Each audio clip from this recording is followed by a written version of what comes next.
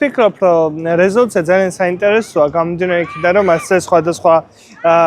ქვეყნის წარმომადგენლებმა იმუშავეს და ევროპარლამენტი არის ძალიან მნიშვნელოვანი ორგანო. ჩვენ,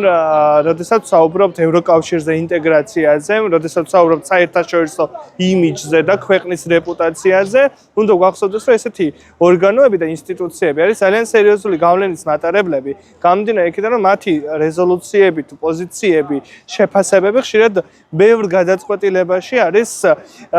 გათვალისწინებული და ბევრი გადაწყვეტილების მიღების პროცესში აი ამ რეზოლუციებს, ასეთი ტიპის დოკუმენტებს და პოზიციებს ყურადღებას აქცევენ არა მხოლოდ პოლიტიკური და სოციალური გადაწყვეტილებების მიღების დროს, არამედ ინვესტიციების გაკეთების, ეკონომიკური წინსულის შექმნისა და შესაძლებლობების შექმნის ნაწილში და მაშინ, როდესაც ვსაუბრობთ გარემოზე, თუ ვინმე ინტერესდება და რა თქმა უნდა, სერიოზული ინვესტიციის განხორციელებამდე ყველა ბიზნესი, ყველა ტიპის კომპანია სწავლობს ქვეყნის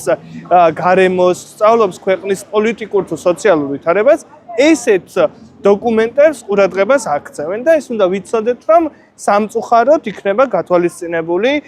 საქართველოს შესწავლის პროცესში, მაშინ, როდესაც აი საინვესტიციო გარემოს შეაფასებენ ექსპერტები და დაეყრდნობიან სწორედ აი ამ დოკუმენტს.